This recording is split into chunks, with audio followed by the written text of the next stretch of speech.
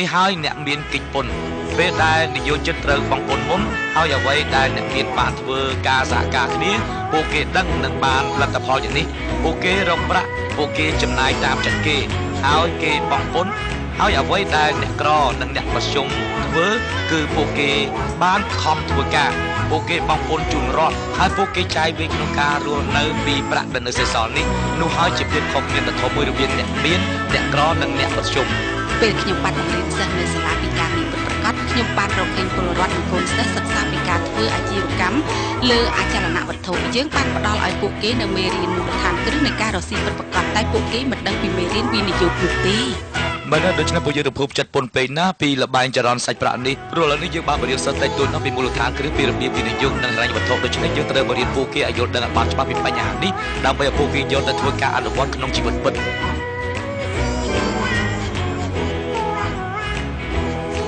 So one of the secrets of the rich is how they print money. One example is, let's say they buy a house in foreclosure through their attorney's office. They pay $30,000 for it. They mark it up to market value, which is, say, $60,000.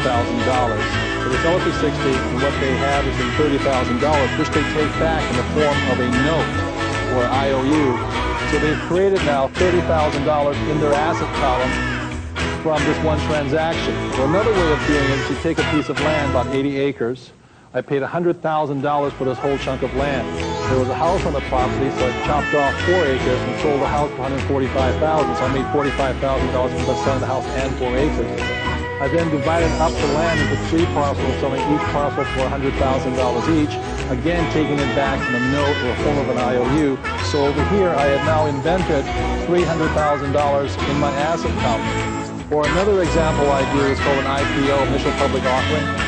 I put $10,000 seed money into a company I'm forming. For 1 penny a share, $10,000 comes out to 1 million shares. The moment the company goes public, let's say it goes up to $1, so 10,000 shares then goes to $1 million, which I don't have to pay taxes on until such time as I cash the money. So these are some examples of how the rich print money. And why the poor and the middle class have such a hard time is what they do is they go and work hard at their job, the money comes in here, and if they try and save something, it goes through a thing called their taxes. And it goes through taxes before it can come into this asset column called savings.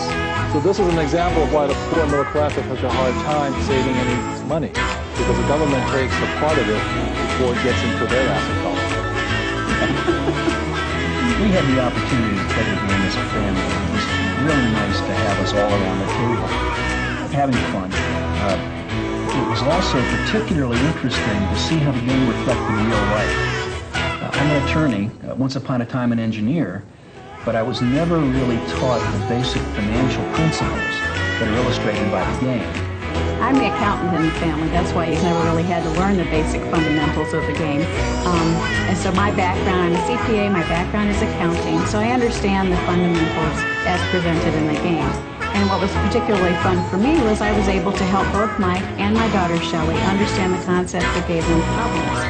So it was fun because we were able to learn together. I'm a college student. In school you really don't learn much about money and financing, and I was surprised how much I really enjoyed this game. I learned a lot about investing money and financing, and I really enjoyed it. It was a lot of fun.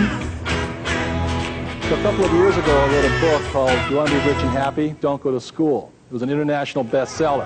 And many people think I'm anti-education. Nothing could be further from the truth. As I said, my profession is education. I'm a teacher. I love learning. And so I think scholastic aptitude to go to school for is important, as well as professional aptitude, the ability to be an attorney, a lawyer, a doctor, or a secretary. Very important skills.